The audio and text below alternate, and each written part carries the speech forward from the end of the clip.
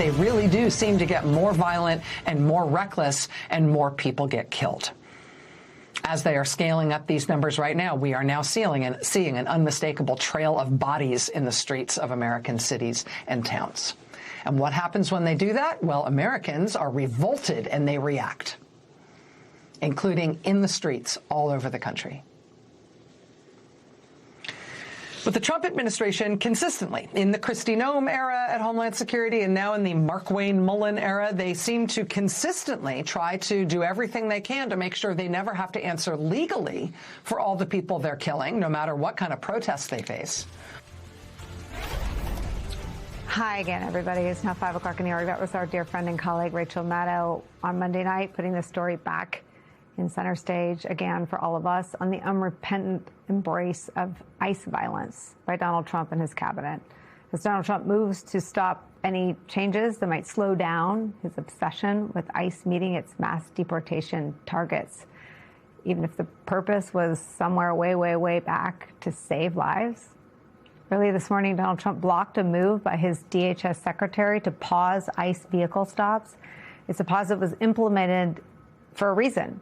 It was implemented after 2 deadly shootings during ICE traffic stops in the span of 1 week. The pause was fueled by an outpouring of exactly what Rachel describes there, anger and people pouring into the streets over the killings of 2 men, Lorenzo Salgado Araujo in Houston and Johann Sebastian Duran Guerrero in Biddeford, Maine, including from Republicans, causing the Department of Homeland Security Secretary Markwayne Mullin to issue a temporary pause on low-level vehicle stops until the agents could be retrained in how to do them, ostensibly. Now, the anger appears to have been no match for Trump's desire to achieve those targets, those numbers, those arbitrary mass deportation numbers, as though they're not human beings behind them. Trump posting on Truth Social earlier this morning this, quote, "The men and women of ICE are doing an all-caps great job. When that has to be done, we cannot give up on one of ICE's most important and effective crime-fighting tools." Switching back to all caps, the traffic stop, he writes. "Once we do, we're playing right into the criminals' hands." Neither Mr. Salgado Araujo or Mr. Guerrero were criminals, and neither of them were the targets of the immigration enforcement. ICE didn't have a warrant for either of them, and neither of them were the targets of any element of the ICE operations that got them killed. Despite Trump's insistence on pushing ahead with mass deportation, it is now abundantly clear that as long as ICE is allowed to operate like this, people will continue to die in our neighborhoods and in our communities. Yesterday, a man in Florida was struck and killed by a tractor trailer. He was fleeing ICE agents on foot. One Florida state legislator, speaking to the Associated Press, called that death a tragedy that resulted from an out-of-control agency. Quote, "Whether it's ICE agents gunning down a father in the streets of Houston, shooting a young man in Maine, or conducting operations right here in Northeast Florida that result in a deadly crash, the outcome is the same. Fear, chaos, and death," she said. The Trump administration now being forced to reckon with just how many deaths it will take before their mass deportation campaign becomes too toxic, even for the MAGA Republican Party, even as the families and the young children of these men are left to pick up the pieces, is where we begin the hour with our very special friend, my dear colleague, anchor of the Rachel Maddow Show. Rachel's here. Hi. Hey, Nicole. Thanks for having me. Well, thank you for sort of putting, we've talked about this off camera, but there is a strategic purpose to the sort of cacophony of chaos. And when you lift a story up on a Monday, it's a really important guidepost. And thank you for lifting this up on Monday night. One of the things that really struck me is after I heard about this killing in Maine that morning, I started going through social media video, which is the first thing that we had, because it happened so early in the morning. There wasn't a lot of other sort of video running. There weren't a lot of cell phone cameras around. So we had some security cameras, and we pretty quickly started getting in some social media video, just video from people in the neighborhood. And what I saw is after that shooting in Maine happened at 7:17, before 8 in the morning, there were already people in that neighborhood out on the street, completely outraged, just cursing a blue streak at those ICE agents for what they had done. And the instinctive, visceral reaction of people in that community that this was wrong, they wanted this out of their community. They wanted justice for this kid who was killed, this young man who was killed. I thought, like, okay, like, follow the lead of what's happening here locally. And then to see, even before noon that same day, we had hundreds of people in small town Maine out at the downtown park, and then flooding into Susan Collins's office and flooding into their own city hall. And there was then supposed to be a vigil being held that night at 7 o'clock. Well, the noon thing never ended. It just got larger and larger and larger all day long until 7 o'clock. It was even, and then it carried on until the next day. And I feel like all I've done with this story is kind of just observe what's happening here. But I think it's really, really important to know that part of the news of what's happening in this era of the Trump administration is not just what Trump and Markwayne Mullin and all the rest of them are doing in terms of immigration enforcement, and this is how they're doing it. It's how the American people feel about it, and how they're willing to react, and how they instinctively react with just revulsion and rejection of this. There's no constituency for what they're doing here. And I think they can keep doing it because maybe the MAGA base will rally to them for killing people like this in the streets. But it's not happening, and the people are against them. Well, and what's interesting is that it's sort of like all the stories from the first term where it would leak out that someone said something terrible about Donald Trump. There's not a single counterexample, right? No one ever leaked out a story where they said nice things about Donald Trump. They just capitulate to him, and then privately, people like Mitch McConnell, who were reported to have called him, I think, quote, the most despicable person he ever knew. John Kelly described him as, I mean, the ICE body of facts and evidence only reveal one thing. So the first thing that comes out is that they were not the targets, not that killing a target of an immigration enforcement would be justified, but these men were literally just caught in the crossfire of an incompetent and corrupt immigration policy. That seems to erode support from whatever the ostensible purpose is as well. Right. And I feel like some of the national discussion around this, some of the kind of like DC-focused media discussion about this is about how it's so interesting that Markwayne Mullin doesn't want the Department of Homeland Security and ICE to get the same kind of headlines that they were getting under Kristi Noem. He wants it to be quieter, as if this was a press problem, right? As if this was a publicity problem. Right. No, if you've got untrained, newly hired, totally unaccountable, totally incompetent, poorly led, gung-ho paramilitary forces who don't identify themselves and have no chain of command in terms of what happens when something goes wrong. If you have them conducting 2,000 arrests a day, good or bad press about that is immaterial. People are going to end up dying because of their bad actions. And I mean, even before the situation in Maine, obviously we had the killing during another stop in Houston, as you said. But last week in Detroit, the Detroit City Council came out and said, please, can we stop having these totally off-the-hook, reckless, high-speed car chases in residential neighborhoods after multiple buildings in Detroit were smashed into by cars involved in these high-speed chases, for which all accounts are ICE agents are not trained. I mean, one of these situations in Detroit, a man ended up impaled in a residential neighborhood with cars into buildings. But these guys are just out there playing Dukes of Hazzard, told that they have immunity, told that, you know, we still don't even know the name of the guy who killed Alex Preddy. And for an agency like that, with that much money, empowered the way that they are, and that poorly led and poorly trained, them operating at the volume they're operating at is the problem, regardless of whether or not it attracts headlines. The public opinion and the public's role in this is something you've tracked since the first day. The public views immigration completely differently than they did 2 years ago. I think the latest poll in the New York Times on just the question of is immigration good or bad has 80% of Americans who think it's a good thing. Now, it may be too late. DHS is now staffed to the gills with people willing to carry out these operations and funded to the nines. Yeah. But the public is no longer remotely interested in what has become their mission. Well, yeah. I mean, there's nothing to brag about in the Trump administration's immigration enforcement, right? Like, so they thought that it would be a good thing or a popular thing that they were going to build these, 10, 12, 14,000 person mega prison warehouses all over the country, right? And they thought they would just be able to buy these and site them places.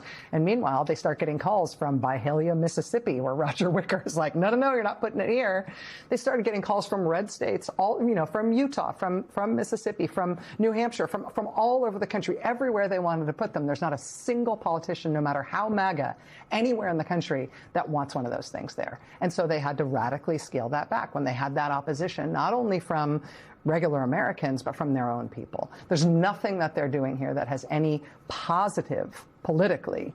And the moral, legal, and I think, deeply operational failures that they've got in terms of the way that they are mistreating people and the kind of things they're ultimately going to have to answer for, those things just compound over time while they're getting no benefit from it at all.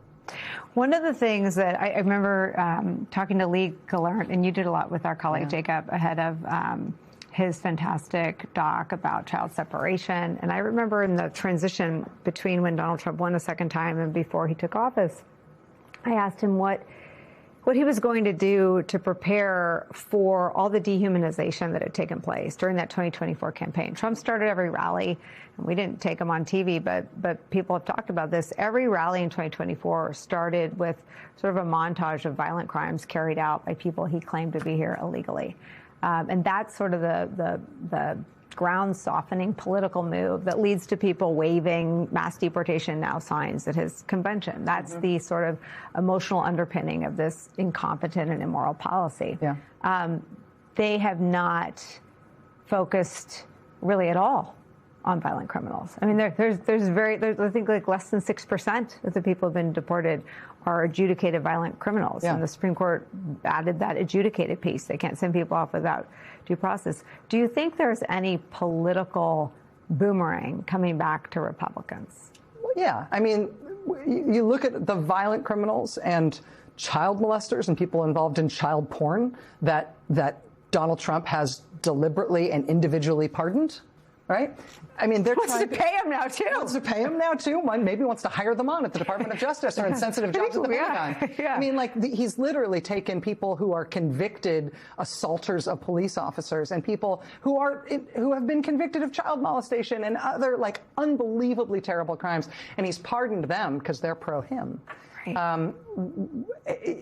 I don't think the American people are blind to those sorts of things. It's like J.D. Vance saying that he's like supposed to be the anti-fraud guy, but those press conferences, the anti-fraud things keep getting interrupted by news feed reports of Trump pardoning yet another convicted fraudster who found MAGA fraudster who donated to his PAC. I mean, like, I'm sorry, people just aren't dumb. You know, we can see all of these things at once, and so.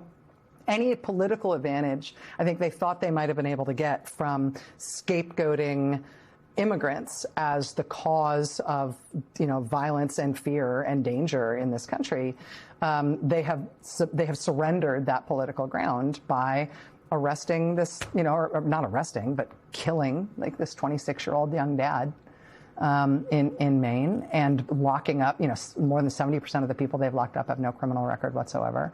They've got this radical expansion of the prison in Texas where they hold kids, right? Women and kids. Dilley. You've got literally Japanese Americans who survived the Japanese American incarceration during World War II, marching on Dilley saying, let those kids out. We were kids held as concentration camps here in World War II. Let these kids out now. What's their answer to that? No, these kids are the worst of the worst. I mean, the political ground here is like, they're like Wile E. Coyote. They have run off the end of the cliff. There's nothing below them politically that is supporting what they are doing. It is just criminal liability, moral liability, and humiliation. And, Mark Wayne Mullen told ICE officers yesterday, okay, no more traffic stops. Implicitly, because, by the way, you guys are not trained at all in how to do them. You stink at them, yeah. Trump undid that guidance, but there's a reason Mark Wayne Mullen did that. It's because he knows more people are going to die, and he's going to have to be the one who answers for it. When you look at sort of the 2 years of coverage that you've done, has it been 2 years? I guess 18 months. It feels like 11. 47 years. 47 years and a half. What has changed the most since he's been back in office? Mm-hmm. I think that he is. I know this. I don't say this in a way that's meant to be cheap, but I feel like he's devolved in his own ability to communicate And Oh, totally. You mean the Islamic Republic of Japan doesn't do it for you? No, it's shockingly doesn't. But I mean, not only can he not find the words that are supposed to go together to make the nouns, he can't form a political concept. So just as an example, this housing bill, right?